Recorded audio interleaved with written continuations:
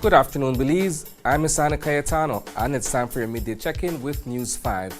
Here are the top stories to keep you in the loop. Belmopan police investigate a daring murder attempt on Saturday. Multiple gunshots fired, no one injured. San Pedranos prepare for public meeting to address Cayo Rosario concerns. What's the deal with the Belmopan Market Plaza and trade licenses? And the Belize Peace Movement returns to court over redistricting exercise. These stories and more are coming up in just 1 minute. For 32 years, I've been delivering impactful news across print, radio, and television.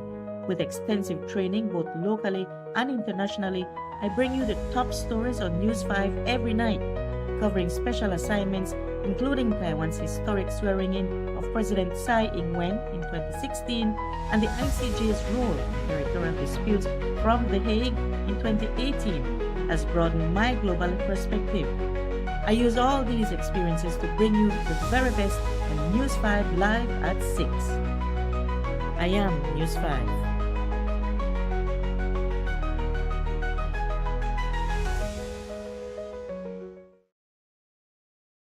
Welcome back.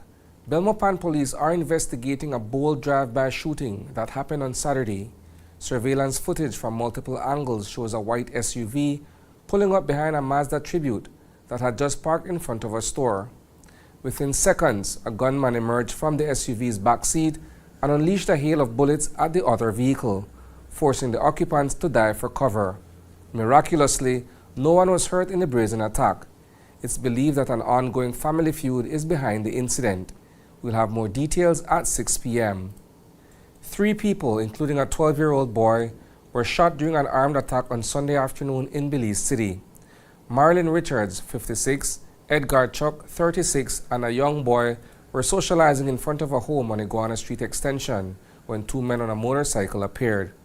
One of the men got off, pulled out a gun, and fired multiple shots, injuring Richards, Chuck, and the boy. Fortunately, a 4th person managed to escape unharmed. The attackers then fled down Elston Kerr Street. This incident comes just a week after the shooting death of 20-year-old Kobe Ledlon, who was also attacked on Iguana Street Extension. Police are still investigating whether the 2 attacks are connected. A press conference is scheduled for 2 p.m. this afternoon. Several tourism groups and concerned citizens of San Pedro have organized a public meeting for Tuesday night to voice their strong opposition to the Cayo Rosario project. This comes just days after a joint press release from government departments assuring that the project would meet environmental requirements. Leading the meeting is the Ambergris Key Citizens for Sustainable Development Group. Elito Arceo, a member of the group, explained that residents are not against a developer building on his property, but they oppose the plan to build over the sea, which is part of the Holchan Marine Reserve. Last week, Chief Environmental Officer Anthony Mai stated that the developer had met all environmental requirements so far, but Arceo argues that these requirements should have included a ban on building over the sea. Well, this public meeting has become necessary because everybody knows on the island, this is an issue that's been going on for years, right? It's not right now. And it keeps coming back. Change of government, still come back. And we still are concerned from the very first time of what is going on with this island. We have no qualms with him building on his island. What we have an issue with is the permission granted to him by the different government agencies to build in a protected area of the park. In Belize, protected should mean protected. That is an area of the Holchan Marine Reserve conservation zone. It is protected because of the many species of marine fish that live there, the permit, the tarpon, the bonefish, that are protected species, I believe. That's why they protected that area. So why would they give permission to this guy to build 40 homes? The original asked for 100, to build 40 homes in the marine reserve. It starts and it sets a bad precedent. The little island belongs to him. The water around it, which are shallows or they call them in Spanish bajos, have been for years traditional areas that the fly fishermen goes to fish. They make their living from it.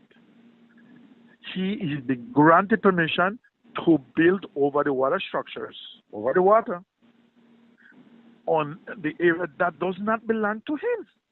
If meeting the requirements is for you to build over any reserve in Belize, I strongly disagree with that. So what's next? They're going to build on top of the reef? Vendors at the Belmopan Market Plaza are outraged after being informed that they must now have individual trade licenses to operate. Previously, market owner David Zabane paid an annual fee of $30,000 to cover the trade licenses for all vendors. However, this agreement has been cancelled. We spoke with Zabane to get more details on the situation. We got granted a trade license in 2021 by the Trade License Board. With that trade license, we entered into a 5-year MOU with the Belmopan City Council to conduct market day activities, and it was something that was, renewable. So in 2023, we went back to the table because we had some, I'd say, not really issues, but the landowner at that time, he really wanted to sell. So being that we already had the commitment to our vendors, we decided, we have to see how we proceed to purchase this property and not let it get in the hand of, any other investor, because we've had a lot of people showing interest, wanting to buy the property. So, we're for our vendors first, and we went to the Belmopan City Council at that point, and we negotiated a new MOU hinging on we're going to purchase the property and use the location exclusively, or at least for the future as a market where, we'd be able to protect our vendors and continue doing business as a market. So that trade license, MOU was a 30-year MOU that really hinged on the investment to purchase this property. It's a 3-acre property. It's in the heart of Belmopan, and it's one of the best locations for business. As far as I'm concerned, I think any expert would look at it and say, yes, it is. And with the proximity to, government offices, banks, just about everything, and we're right on the ring road. So we did, we got our loan approved based on the strength of that MOU. We made some heavy investments, and so here we are now with the Belmopan City Council sending a cease and desist letter saying that MOU wasn't valid. This morning, the High Court is hearing a case from the Belize Peace Movement, which is challenging the constitutionality of the current electoral boundaries. The defendants, the Elections and Boundaries Commission, and the Attorney General are represented by Senior Counsel Eamon Courtney and Hector Guerra. Both attorneys argue that this claim is very similar to Case 55 from 2019.